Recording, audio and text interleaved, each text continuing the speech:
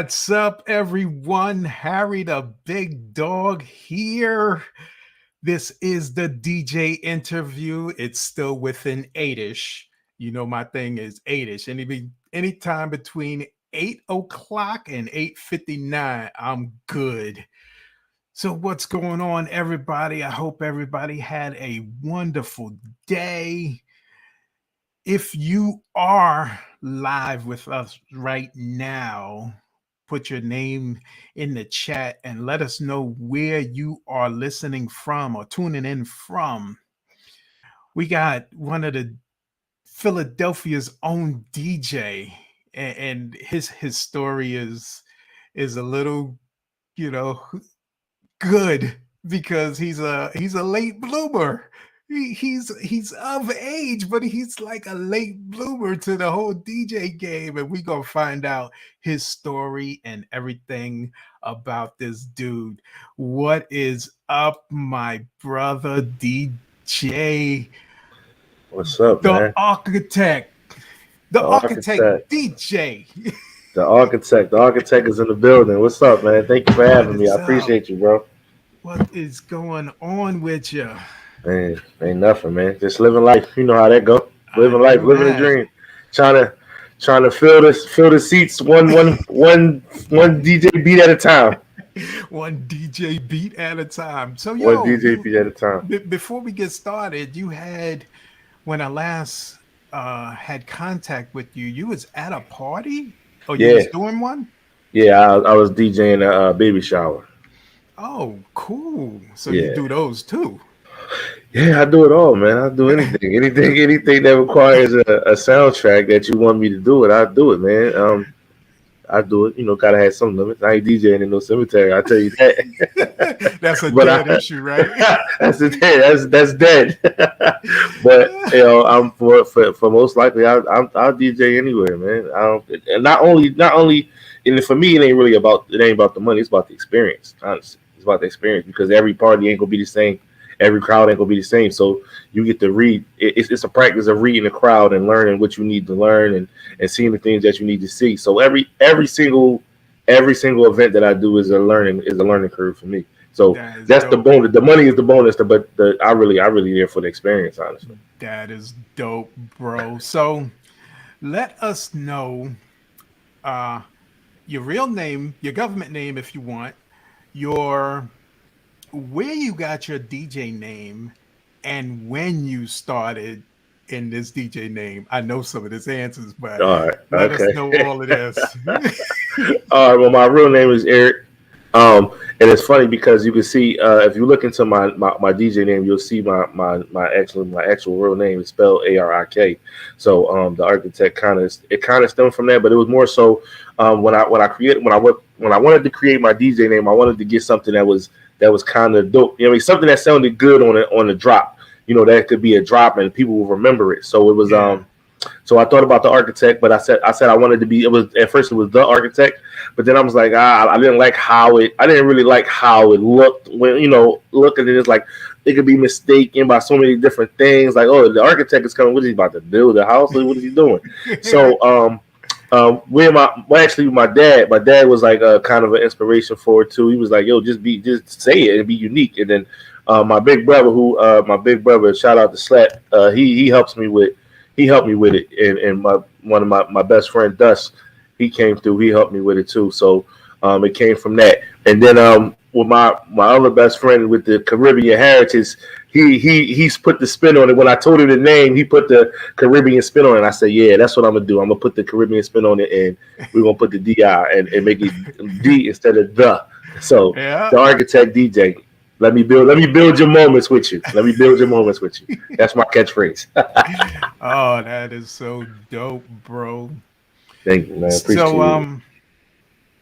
let us know how you got started in this game. I know I know your age is a little up there. You're not a Yeah, young person. not a young pup by any means. By any means. Well, compared to you, I am. Compared to Yeah, you, I'm. I'm old, right? Yeah. not old. Seasoned. Seasoned. Yeah, that's seasoned. I like that. Seasoned. Yeah. So I'm a young pup. I've been DJing for It's 2022. I want to say I've been literally legit DJing, like real life DJing, 5 years. 5 years. But I've always had a passion for music. I love music, man. Music is the thing. My mother is a music lover. My mother's a music lover. My dad is a music lover. My dad still to this day listens to. He'll download a mixtape and listen to a mixtape on his travels, on his commute back and forth Yeah. to work, and because that's how much he loves music. And it don't have to be my even with mine. He don't really like he listen to my mixtape, but he'll listen to any mixtape. If you dropped the mixtape and he liked it, it was something that he found. He would Yeah. download it. He would listen to it. So I come from music love. I come from music lovers, and I just really genuinely love music. And um, I like to say I come from a diverse background. So my music background fits my image if that makes sense. It does. It does. So I got a wide range of music that I listen to. I don't listen to just one genre. I listen to all kinds of music, and it blows people away when they when people are like in the car with me or when they listen to me. They're like, "Yo, this dude knows all these. You know this song? Like, how do you know this song?" So yeah, that's really what it was for me. It was the love of the music, the passion of the music, and um, just the overall element of the DJ, man. Listen, I'd say to all the people, the DJ is the one of the most important. It's two important parts of a musician. It's two important musicians that, and when you need a band or when you need a live performance, it's either a DJ or it's a drummer. Yeah. So the DJ carries. The DJ is the beat. That's the whole performance. Everything comes from the DJ. If you don't have music, you don't have a performance. Right. So if you don't have the drums, you don't have a performance. And if you don't, what they call it acoustic. I don't want acoustic. I want to feel the music. I want to feel it. So Feel I it in think your heart. yeah, That yeah, boom.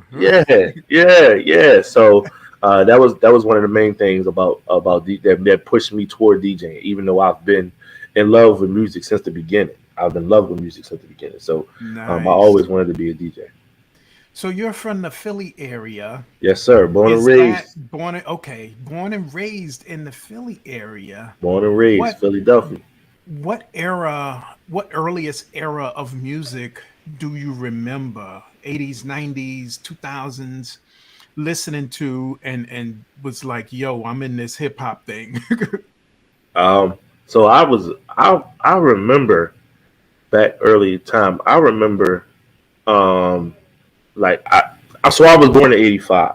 I was born in '85, so I remember Sugar Hill Gang and um was a lot of so my brother's older than me. He would listen to he was my brother was really eclectic in his music choices as well, but he grew up in that new swing era. Right. So I was attracted. Of course, I was attracted to that. Being from Philly and being Philly as man, listen, Philly is such a melting pot of music for our culture. Is really such a melting pot of music. You can get a lot of different things. Being in Philly and living in North Philly, if I travel 5 blocks one way, it's all Spanish. If I travel 5 blocks the other way, I'm hearing gangster rap. If I go 5 blocks the other way, I'm it's gospel blinging. It's so many different choices and so many different options that I had Right. with music. So it was never like I didn't never grow. That's why I never grew up on one particular sound, one particular genre of music. I was always so intertwined. And then, like I said, my mom is heavy music. My brother, heavy music. My dad, heavy music. My aunts, everybody, grandma, everybody was heavy music. Even Right. so I was getting all of these different kinds of music, and it was just something that literally just came about. I can't even pinpoint exactly when I started, like what kind of music I was growing up, was raised on, because we listened to everything. But I do know on Sundays it was smooth jazz. So I tell you that, like I can tell you that for a good every year Sunday it was smooth jazz. That's how we're gonna start our week. We're gonna end our week good. We're gonna start our week good. Smooth jazz is what it was. Nice. So you was born in the era. Do you remember Jazzy Jeff and Yeah, Cash Money and them yeah. playing in the parks? I I don't know. remember them in a park. I do remember hearing the stories about them being in a park. I don't remember them necessarily in a park. You know, what's funny is that we're growing up and growing up in that '80s era. I didn't really experience the Jazzy Jeff Fresh Prince thing. It wasn't until I got older when Ah, kind of like when Fresh Prince already was like evolving into the acting role, where right. I started to really get into the Fresh Prince, DJ Jazzy Jeff and the Fresh Prince, and then Okay. that's what um, I always knew Jazzy Jeff was the DJ. You know what I'm saying? Like that Jazzy Jeff was the DJ. And as I got older and I started to look into when I started to really just like unknowingly dive into the DJ game, I started to look up and study DJ Jazzy Jeff, you know what I'm saying, and the Right. things that he did. And I started to realize that the DJ Jazzy, it was the reason why it was DJ Jazzy Jeff and the Fresh Prince. Because back in the day, the DJs were the thing. You know what I'm saying? Like so Yep. DJ Melly Mel and these DJs were the thing. That's why their name was always first, you know. So it was always it was always about the DJ for me. Nice. Who do you remember seeing? Because I know they got some places out in parks out there that all the DJs go, but who do you remember? What DJ do you remember from back then who started DJ who either started DJing or was one of the ones that was out there already?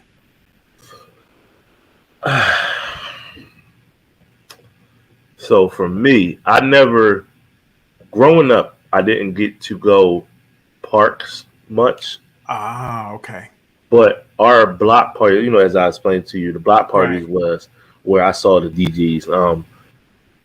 DJ Showtime is a DJ that was one of the first DJs I was introduced to. DJ Showtime, which is Marty. He was the DJ lived around the corner. So when we would have block parties, our block was a small block, man. I was really from a small block, like to the point where your part is parking on one side and you in the cars is like squeezing by. Like that's really how small my block was. But we were a family. We were a close knit family. So we Yeah. were so close knit that the side that was perpendicular to us was Smetley Street, and we were all family. Victoria Street, Smetley Street, we were all family. Martell lived on Smetley Street. He was a DJ. We had another homie. My brother had another homie, DJ Brand. He was one of the first DJs that let me touch the turntables. He let me act like I was doing something. I was barely able to stand up there, but he was letting me. He was one of the first DJs I can remember that let me really touch the turntables. Um, man, we had some lively people back in the day. I just yeah, the name I'm Nice. drawing a blank right now with all the names, but DJ Showtime that was one of the best. That was one of the bigger inspirations I had. DJ Brand was definitely a big inspiration because I wanted to be just like DJ Brand because he was the first person to show me how to like really cut a record. You know, like I heard it on Right. TV, I heard it on the radio, I saw it on the TV back on Urban Expressions. You know, people from back in the day they don't know about Urban Right. Expression, but back in the day, he was one of the best. He was one of the DJs that showed me that. But so when I remember the day because we were at DJ Brand's house. We were in his basement. It's where his setup was, and you know they were talking. The brothers, my brother who's older, all his friends, they were talking, and I just happened to be. I'm the tag along. I'm the little brother, so I'm tagging along, and he had it set up. He was he was DJ. I remember we took a ride to go to the store down. It was down Market Street in Philadelphia. Oh man, what's the name of this? City Sounds. I want to say City Sounds and Cypher Sounds. One of Right. the so I know I'm kind of like jumping over, but we were all in Nope. the we had we were riding in the car with Jay. Jay had a Toyota Corolla. If you remember, like in the '90s, the Toyota Corollas weren't that big. They weren't that big. So we were literally like seven deep in a Toyota Corolla. Ah, 7 Deep going downtown to the city sound store to buy the needles for Brand to use, to buy the little needles for him to use in his DJ set. And they wouldn't let me go to the parties. They would let me. I would be a part of everything else up until the party. They wouldn't let me go to the parties, but because you was too young. I was too young. I was really young too. I was really young. I was probably about like 10. So Ah, I was really young. But I watched. I remember he came in. He came in the room. And he saw me looking at it. He was like, "Why you keep staring? You wanna do it?" I'm like, "Yeah." So he put on the record. He was like, "These." He just put on play. You know, once you play the oh man, turn drawing a blank. turntable. The turntable started to spin. Thank you. The turntable started to spin, and then he's like, "Yeah, you go ahead and do it." So you're like, if you're gonna do this, hit the fader. Just call the fader. So you got to do this. And his fader didn't have. Now the fader's got got the little bubble. And it Right. seemed like this is a funny thing. It seemed like every DJ always lost the button to their fader, so they only had the little metal part sticking up. do you have that too? Ah, Yeah, you don't have the button. You just got the little metal part sticking up. And so that's what he had. And he showed me how to mix on it. He showed me how to mix it, and it was pretty dope, man. It was we a dope experience. I always, you see, I still remember. That was yeah 27 years ago. we used to put electrical tape on it Electrical to tape. make it to make it nice. Yeah, The whole electrical nine. tape. Yeah, man. But now I'm hearing about you getting on turntables. Mm-hmm. Now I know because you said it earlier in this program Mm-hmm. that you started about 5 years ago, 5 years maybe ago. 2016, 2017 Yep, ish yep. era. So are you on turntables or are you on a controller? I'm a digital DJ. I'm on a Digital controller, man. straight up. I'm a digital DJ, man. I'm on a controller, man. I know. Oh, It's hard, it's hard, man. When I see the DJs on the controller. When I see DJs on the turntable, I'm actually fascinated. I'm like, wow, hmm that's dope, bro. And when I hear how they doing it now, I mean, I think it's funny because if you know with in the DJ world, you got the digital DJs and you got the turntable, the analog DJs, as I call them, yeah. but the digital DJs and the turntable DJs, and the turntable DJs like, oh man, y'all digital DJs, y'all got it so easy, man. Y'all got it Yeah. so easy. Y'all ain't got to do this, y'all ain't got to do that, and I respect it. I told you will never get an argument out of me. I'm always good. Easier is always better for me. So you'll never get an argument out of me. But I see some DJs that do turntable, but they got the digital red too. So I'm like, Uh-huh. oh, so you're a turntable digital, you're a digital turntable DJ. You're not either one. You're kind of like in the middle. So I think the DJs, I love the fact that people still DJ on turntables. I think that's super dope, man. I do. That that stemmed from, and this is my theory, that stemmed from us not wanting to leave the turntables alone Hmm. and mess with the little controllers until the big pioneers came Yeah, out, which are much bigger, yeah, and now yeah, the yeah. the Rain 12s are out, so I'm you trying still so get that hard vinyl. to get. I need a pair of Rain 12s, even though I don't know. Even though I don't know too much about the Rain 12s, I'm trying to. I want to get a You pair of Rain seen them, 12s. right? I know they're heavy as hell. Every review I read, they say, "Oh, the Rain 12s are heavy as Oh hell." yeah, they're Oh, shout about out the to my same brother, size. man. Hey, I see you, Slat. Shout out to my They're brother. about the same size. What's up, bro? Oh, my cousin too, 305 in the house. Okay, I see you, baby. Yes, sir. Yeah, man. Yeah, so Welcome, y'all. I'm Welcome. all about the controller life. I'm about that controller life. So now, I still cannot play on a controller. Still, I still love my vinyl records, so I That's still okay. play my turntables. I got needles and I got vinyl records. Yeah, that's But I okay. am getting ready to do the switch over to the digital. Come on You over. know, come over to the Watch how dark easy your side. job gets. Watch how easy your job gets. Come on over. Come on over. You probably feel as though you can't get into the controller because your brain is on overload of all the things you have to do in dealing with a mixer, Yes. two turntables. and all of that. So your brain is an overload. When you go to the controller, Yeah. it's everything is right there. You don't got to do all too. You ain't got to do too much. Everything is right there. Thank you, Z. Yes. That's my cousin Z. Z, thank you for the great interview. This is a great interview. Thank you. What's up, bros? Um, so now take us to what led up to you wanting to DJ and actually buying or acquiring your first controller. Because I want to hear this because you're like a late bloomer. It was so I worked in a retail store, and in a retail every Friday and Saturday we had a DJ. Right. Um, so shout out to DJ Nate. DJ Nate was the DJ most of the time. DJ Nate was the DJ, and he would DJ Nate would really let me go up there and just rock. He would be like, "Man, go ahead. I'm here 6 hours. You go ahead and do it for me. Go ahead." So I would get up there and I would play. He actually told me how to do the slam. That was the first technique I learned was slamming records into the other one. He even told me the lingo and everything. So it was for me. It was like I always wanted to do it. It just never happened. So actually, what happened was DJ Nate left. He left when it was over. When we stopped having the DJs at the retail store.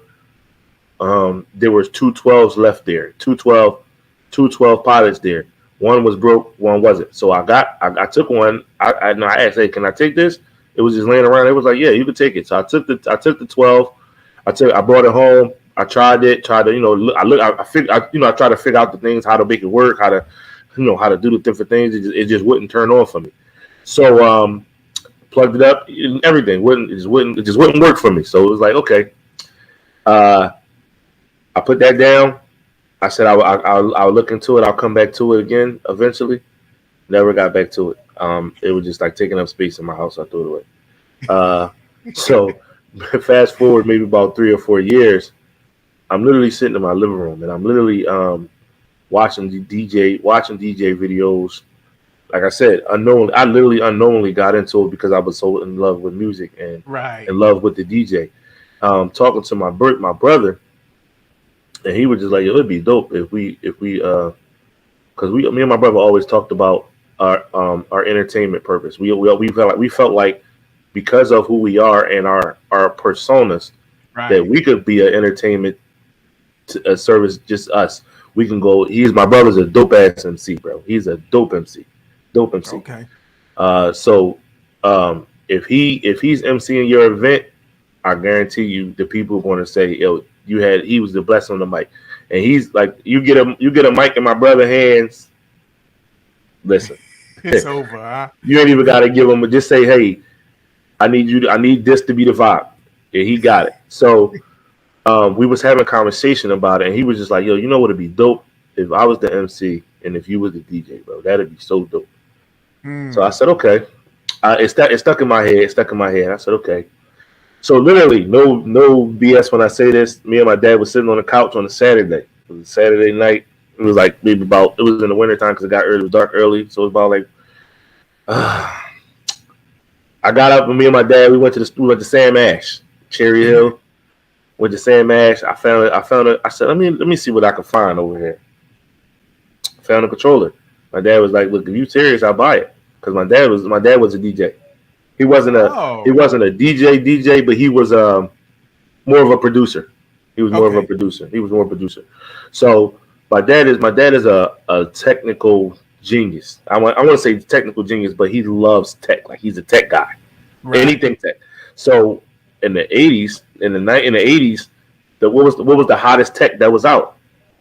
DJ equipment. That was the hottest tech that was out. Audio equipment. I remember my dad had he had a big mixer, like a producer mixer, and he would sit there. That would sit. And my grandma's house is not that big. Like the dining room is literally like a 12 by 12 room, but the whole back wall was all audio equipment. It was all audio equipment right on the back wall. I remember for my mother's birthday, he helped me make a mixtape for my mother. So that's one of my earliest memories that I have of of being of partaking in the DJ. He helped me make a mixtape for my mother for her birthday. So he was like, "Hey man, if you want to do it, I'll buy it." And we went to the store, and he held his word. He bought me a controller. The first controller I bought was oh man, it was an all in one controller. You got to plug in into the computer and everything runs off the computer. I'm like, nah, I don't want that. I want to be able to plug my speakers in. Cause I got a little home theater system. I felt like the speakers knocked too, so I said, well, let's do it. Let's go get another one. So we had to go back and get another one. And then the first one I got was a SB2, a DDJ SB2. That was my first controller, and I learned it. I practiced, and I think I literally practiced for me about a year. Honestly, about a year. I got my first gig from one of my homies. He was having a party for his wife, a graduation party / birthday party. He was like, "Bro, you want to DJ?" Nervous as hell, man. Nervous as hell, man. But I was like, "Yeah, I mean, why not? Why not, y'all?" And he was actually one of the people that I would practice in front of. I wasn't, I'm a shy person. You hear me, see me be outgoing, but when it comes to my skills or anything like that or anything about me, I'm kind of shy and timid because I want to please everybody. I don't want anybody to feel as though they got slighted in any way, if you feel what I'm saying. So I got that gig. Nervous as hell, man. I think I ain't sleep for like 2 days going into it. I was nervous and super nervous. I think I YouTubed as much as I could. I took a couple of DJ courses online, like just to see if I had the basics down, and I went into it. And it worked out, man. It worked out for me. People at the end of the party was like, "Yo, you killed it, bro." So that's dope. That was the beginning. Dope. That was the beginning. So did your brothers or your cousins ever say, "Yo, you need to give this up"? Not actually, man. Not actually. When you were practicing. Nah. Everybody was real supportive, man. And that's the dope part. Good. Everybody was real supportive. Everybody was real supportive of it. I had it. I didn't have any. A lot of times it was me more so practicing on my own, like by myself. Okay. In the room by myself, just practicing, getting it together. And then I was, like a Saturday night, some people would come over just to come over. I'm like, "Hey, what you doing? You got an hour?" And like, "Yeah, what's up?" All right, grab a drink. I'm gonna practice a little bit. Okay. Then they'll tell me like, my homie Dust is like one of my biggest critics. He'll tell you like, nah, bro, that's the one that ain't got no filter, right? Nah, bro, that ain't it. That ain't it. I think I've DJed for Dust maybe 1,000 times. I think he probably would give me like kudos one time, twice. That was it. Everything else is like, bro, you got to get better. I got to get better, and that's cool because I'm motivated to get better with everything. I don't got to be the super best, but if I be able to hold my own and rock a party, man, that's it for me. Definitely. Simple. Shout out to heavy hitter DJ Cam. Shout out to DJ Cam. In the building, he was one of the DJs out there that used to rule that area on the radio airwaves. Philly. I remember. I don't remember the DJ name, but I remember the drop. Was it like heavy hitters? Like heavy hitters, sucker. Like that? Yes, that's him. I remember the drop. I remember the drop. Oh, yo. So now you get into this DJ thing. We only talking 5 years ago, so a lot of the Serato, all the kinks are worked out. Everything is working. Wait, are you PC or Mac? I'm PC. Okay, thank you. Is that good? I'm a Mac hater. Oh man, I'm not a big Mac fan either. I'm a Mac hater. But when I went, it's funny because I went into the store. I got my my original computer I had. The beginning is so crazy. My original computer that I had was my wife's computer. I just took it over. I put some music on here. Can I use this? Yeah, can I put some music on here? She was like, "Yeah, sure." And then I I didn't know anything about the specs or anything like that. My dad kind of was telling me like, "Yo, you need this kind of computer, you need this kind of computer." I didn't know anything about specs or anything. So when I took the computer over, he was like, "Yo, that's a solid computer. That's a solid computer." So I took it over, and it really was a solid computer, man. It was holding up. I'm talking about it was getting beat up, and I had young kids at the time. It was getting beat up. The computer was the screen was falling off the computer, but it still was working. So it got to the point where I had to put the computer up, and then I would have to hook a monitor up to it just to see on the computer, and I had to, and that's how I did. I DJ like that for like a good 2 years until somebody took all my stuff, man. Somebody stole broke in the car, stole all my DJ stuff. Haters. Man, it was funny because when I went to go file my report, one of the cops was a DJ. He said he's been DJing for like 20 years, and he laughed. He said, "You're not a real DJ if your stuff don't get stolen." He said, so you went that was your rebirth. So I'm like, okay, cool, that's fine, that's cool. So that's funny. That was when I went to the specs thing. You get into this thing, and 2 or 3 years later, this virus hits. Man, I'm sure that killed whatever parties you were getting. It did, because what's funny is that right when the virus hit was that spring. It was like springtime. It was like right around like March this time, and people were starting to book for their June, July parties, their June, July block parties, cookouts. They're starting to book for that. So the bookings was coming in.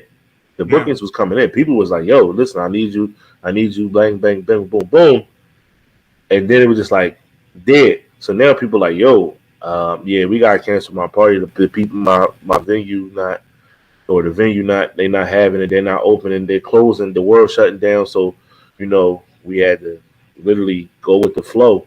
I did started to do the digital DJing thing with the videos. I did started doing that, but that was more so private events. People having a Zoom party. Zoom parties was the big thing. So then people started doing Zoom parties. I did a couple of Zoom parties. I did a couple live streams of just mixing around.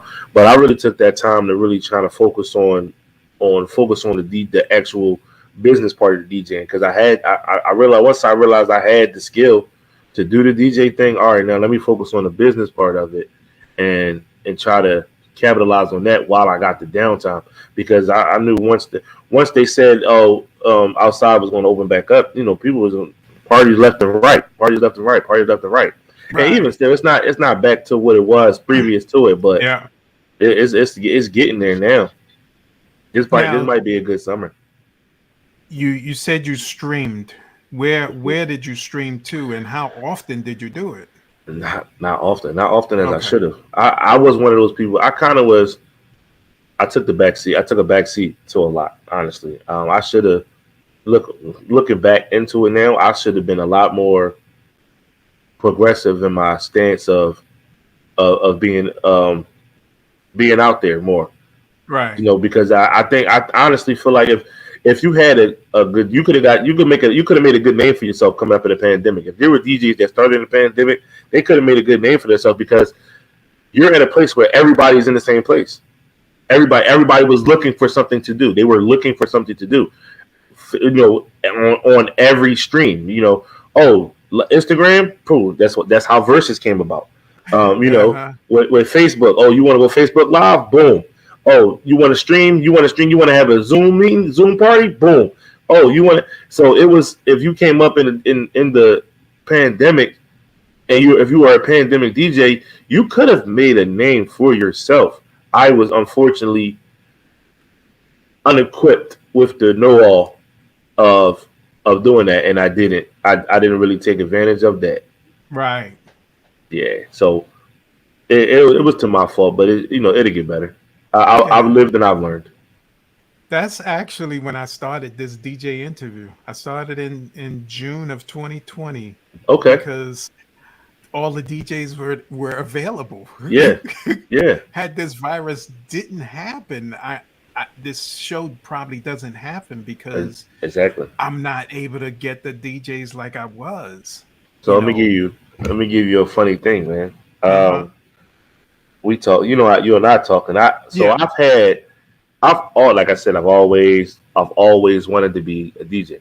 Always wanted to be a DJ. So I always felt that the value for the DJ was undervalued. DJs are undervalued. I always felt like Yes. that. I always felt like DJs were undervalued. So when the pandemic came, before the pandemic even hit, I already had an idea that I wanted to do interviews with DJs, similar to how you Oh, got, okay. similar to what you got going on right here. It was before the pandemic when I wanted to do that. I Right. never put it into fruition. You know. Yeah. So when it came about, and even when the pandemic came about, I still didn't, say, hey, you know, let me jump in. I never said, let me jump into it. It just was, it never something I never, like I said, never got into it. But it's definitely something that I got on my agenda. I definitely got something in the works similar to this. So Yeah. yours And is that's good and dope. good freestanding. Yeah, I think, you know, as we were talking offline, before, you know, DJs telling their story. Normally, DJs are nobody's banging on their door to interview them. at all, That's at why all, I wanted to interview them because there are DJs that been doing that thing for 40 years and nobody knows them outside of their little area or at their all. borough or I don't know what they call it in that Philly, Jersey area, but nobody knows you outside of that. But you've Nobody been knows you in doing the your thing in the for words of years. the tough crew. Nobody knew in your part of town. Your part of town. In Right. your part of town. Nobody knows who you are, and it's kind of the same way in Philly. It's kind of the same way.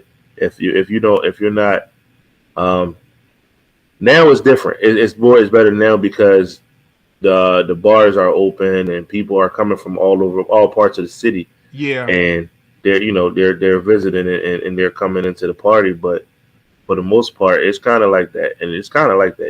If you are the DJ of your town, you are the DJ of your Yeah. borough, you are the DJ of your affiliation, wherever you are, wherever you're from, you are that DJ, and Right. that's really genuinely what it is. And that is like, one of the things I wanted to do was get the regular guy that nobody knows and get him on a platform. You're Yeah, you're you're episode number 89. yeah. How And about out that? of the 89. 89, yeah, That's that's dope, a bro. milestone in That's itself. dope, man. That's dope, bro. Keep going, keep going, keep I'm going. I'm Let's I'm get to gonna that go as thousandth long as I episode. can. Yeah, I'm Let's get to going that as long thousandth as I episode, can. man. Keep going, bro. Keep going, keep going. But I done lost what I was about to Nah, say. it's But okay. what? You talk about the story, the DJ telling the story. Like Yeah, even telling yourself, their story. Yeah, and I'm intrigued. I'm intrigued by listening to these. I've always been intrigued by listening and learning from the people that came before me. yeah, So, like yourself, you said, yo, you've been DJing since '81, bro. yeah. I've been alive since '85. You've been DJing longer than I've been alive. Longer You than know what you've I'm been saying? alive. You know what I'm saying? Like that's Yeah, dope. And even to now, like you're saying, you're trying to make the transition over to digital. It's DJs over there that did it that were old. And I was in in a Facebook group. I see DJs that's I've been DJing 50 years. I've been DJing 60 years. I've been DJing 45 years. I've been DJing bro. That's a blessing to it be able to is. do something. They say if you're doing something you love, it's not a job. Right. So, you know, I mean, I don't know how many DJs, how many full time DJs there are, but that's a blessing. That's where I would love to be. I would love to be a full time DJ. You know what I'm saying? Right. And to I, be able to I say I did it for 40 years, heck yeah, right. man. That's the goal, isn't it? Yep. That's the you goal, you man. never working. You're never You're working. never working. You're never working when you're doing something you love. So, you know, this is a dope platform that you got here, man. I want to say thank you to you for letting me be here. Um, and I do have a show I'm working on myself, and you're I more was than just welcome to about to be a ask guest. Come you. on I over, was man. I just want to hear about your to story. ask you You about. talking to me about my story, then you come on my Yeah. show, tell me about your story. You know what I'm saying? That's how Tell we gonna do it. all the listeners about your platform, your podcast that you getting ready to start doing. So I got it's called the DJ Spotlight Show. DJ Spotlight Show. Um, I've been. It's simple, man. It's really a conversation of two DJs, and really, you're hearing same like you really just said. We're telling the story of the DJ. I want to know the story. I want to know just like how I want to know what's going on. What started you? What got you to where you are right now? I want to know what makes you tick. What makes you get up in the morning and be a DJ? What makes you accept those events to be a DJ? What makes you say, hey man, I want to I'm gonna do your event. What makes you say that? Because like I told you, for me, it's about the experience. I'm excited about just being able to provide the sounds for somebody's event, for somebody's memories. Because not most of the events that you're doing are somebody's personal memories. Right. They're doing a baby shower, a wedding shower, a baby shower, a wedding, uh, a birthday party, a 30th birthday party. These are monumental events that these people are going to forget or going to remember forever. And Yep. even so much now, because it's and being in the digital lifestyle of everything being on social media, being up in the cloud. That's a memory they're going to have forever. So I want to make sure that I'm showing up and doing what I'm supposed to be doing as a DJ, and providing a soundtrack to that event and the soundtrack to your life, honestly. Thank you, and thank you for doing that. We talked about the wedding DJ Yeah. and how I think I'm not going to speak for all DJs, but I think they're underappreciated because Oh, there's no way the DJ gets less than the flowers man, cost. listen. I I did a wedding this past summer. I did a wedding, and I literally had to break down.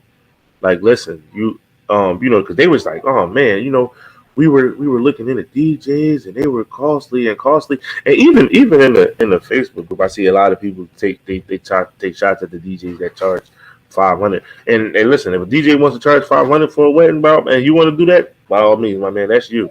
But it's a lot that really goes into a wedding, because Yeah, you have to be perfect. This is somebody's perfect moment. You have to be perfect as a DJ at a wedding. You have to be perfect. You have to go into the proper planning of the song. You have to right. go into especially if you're a DJ and an MC. If you're MCing and DJing, oh man, you have to be perfect. You have to get on everybody's page. And urban weddings are kind of different because oh, well, we're going to do the introductions to the bridal party. Well, each bridal party person wants a different song. So you got to make sure that you Right. have each song, and the bride wants this song to play when she dances with her dad. All right, and the groom wants this song to play when he dances with his mom. But in the middle of that, they want you to cut to this because this is the mom's favorite song. But Mhm. it's a lot that goes into the wedding, from the DJ aspect. I know it's a lot that goes into the wedding, period. But it's a lot that goes into the DJ. I mean, goes into the wedding as far as the DJ. And honestly, if you don't have a solid DJ at your wedding, bro, what do you got? You're Yeah. you're gonna be That pissed. saying, you get what you pay for. Yeah, And I don't think that you cannot knock that $500 DJ, but at the same time, or the same token, that DJ hurts the industry yeah, because now you're getting people to kind of acclimate to those prices yeah, when it shouldn't be. yeah, Like you just said 10 seconds ago, the the DJ has a lot on his plate and to do a good job so they can remember you. yeah, Remember their event. yeah. You gotta remember your event, man. And people are gonna remember your event, whether it's a good event, whether your event is the best event that they've ever been to, or if it Right. was the worst event that they've ever been to, they're gonna remember it. So as a DJ, you gotta make sure that you take the onus on yourself to say, hey, I'm gonna show up and I'm gonna show out For sure. for sure. So now this virus is almost done. Hopefully it doesn't spark up any type of things. What's your plans now moving forward in your DJ career? Um, I'm just going to try to continue to grow. So try to continue to grow where I can where I can I'm gonna just I'm not really a push the issue kind of person. So I'm gonna go with the flow kind of person, honestly. So I'm really just gonna go with the flow and try to push it as far as I can take it. Right. I would love to be. like I said, the ultimate goal as a DJ is to be a full-time DJ. That's the ultimate goal. To be a full-time DJ, to be the DJ that provides soundtracks for whatever you need. I got a, Nike needs a commercial shot. Call the architect. He's the DJ that needs, what I'm saying? I want to be that guy. So, but I also want to be, I also want to be that guy that does, like I said, like exactly what you're doing, that provides a sound for the DJ, because like I said, I feel as though the DJ is so underrated and misused. So I want to be able to try to take that to another level as best as I can. But also, I want to be able to provide soundtracks to the life of the people, people that I engage with when I do parties and things like that. Right, you definitely do. And you can become a full-time DJ. You just got to be willing to take that step out. Got to take that step out, that leap of faith. I ain't got that. You ain't got that not yet, right? I ain't got that leap yet. I haven't got that. I haven't got my skill set to be able to take that leap yet. I haven't got my skill set. But it is a work in progress. It is something I'm working on. So you got to be ever-changing. In the DJ game, you got to be ever-changing in the DJ game. So, because what's hot today ain't what's hot tomorrow. In the words of my man Fat Joe, man, yesterday's price ain't today's price. So people got to be willing. They got to be willing to evolve. They got to be willing to evolve with the DJ. Yeah. So I think that's happening now. People are starting to really appreciate the DJ as well. Yeah, again, because the DJ used to be it. I talked about that. Your father's era, the DJ used to be it. The party. The DJ was the party. The DJ was the party. People would show up just to hear the DJ. Yes. They would show up just to hear the DJ. They didn't show up for nothing else but other than to hear the DJ. And it was, now they want, it's funny to me because I say this to my to my circle when I'm at parties, and people, when you DJ in a party or you're DJing in a club or DJing in the spot, even sometimes at a wedding, people will request the song and want you to play it right there. Right then and there. Play my song right now. And you're like, well, listen. Sitting there waiting like this, tapping their feet. I tell people, hey, listen, I'll play your request as it flows. I'm in a groove right now. I'm gonna come back around to it. And some people understand it. Yeah, cool. Yeah. Some people be like, nah, bro. Play it now. I remember I was DJing in the bar. I was DJing in the club, and literally, I went on. My set started at 10 o'clock. It was a DJ all the way up until 9 o'clock. So from 9 to 10, there was no DJ, but they had like a little mixtape playing. So when I was set up, I'll be set up by 9:45ish, and then my set started at 10 o'clock. I remember the lady came up to me at 10:05 and asked me to play a song, which was the hottest song in Philly at the time. I'm like, man, I can't play that right now. I can't play that right now. Like people are, the line is longer than the people that are inside. Like there's more people outside than there's inside, and you want me to play that right now? And then which means I would have to double back and play it again. I'm not a big fan of playing the same. They don't know about that filler music. Man, you gotta see what you got. See your crowd, read your crowd. See what you got going on. They're not there with that. So it's different. It's different. So that's good. I'm hoping you get on your journey to where you are in demand so you can be a full-time DJ if that's what you're looking for.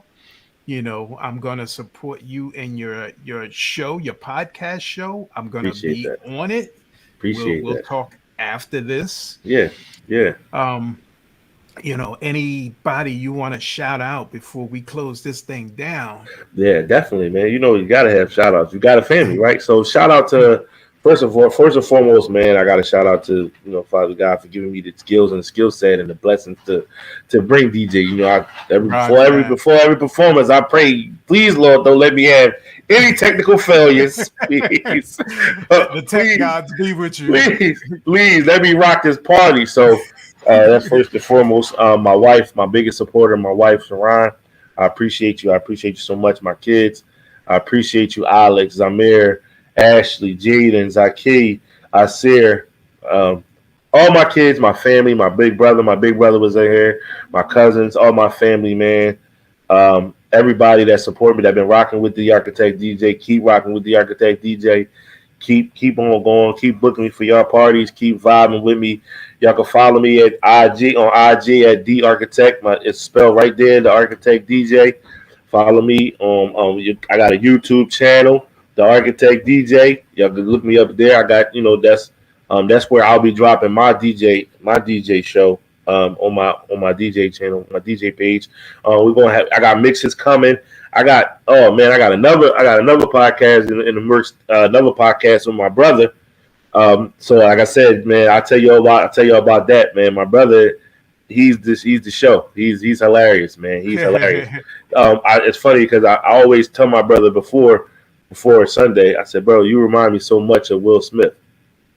So yesterday, after the slap heard around the world, I said, nah, because if you think you're gonna come up on stage and just slap me, we're gonna have a different situation.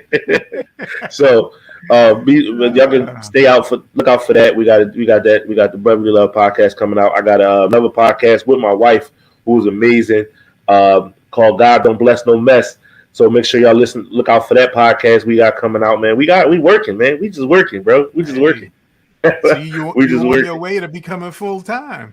Hey man, it ain't about the full time. It's just about I just want to work, bro. I got so much creative energy in my brain that I just want to get it out, get the people to see it, because I can't do nothing, man. I can't do nothing about that. And oh yeah, shout out to that shirt, man. That shirt is really dope, bro. Shout out to my wife. She made the shirt. I'm looking for something to wear tonight. I'm like, I don't have no shirts. And she's like, man, right there. My wife does. Wear this one. My wife's the same way. So this is my brand, Minor Details Clothing. I got a clothing brand coming too. Man, listen, we working, Harry. I'm really working, man. I'm really trying to get some things out there, man. I'm trying to get some things out there. Not even just for me, man, but for my kids, my sons, my daughters. They actually, this is it's my brand. Like I started the idea, but they're the ones that keep it going. Like, hey, you should do this. Right. Put this on this. So they're my creative team. So that's shout out to my kids, and your family is your rock. Yes, sir. So I'm gonna leave you on while I close this thing out. This is Harry the Big Dog, and Big Dog. You've been listening to the DJ interview with our special guest, the Architect DJ from Philly, Philly's own the Philly.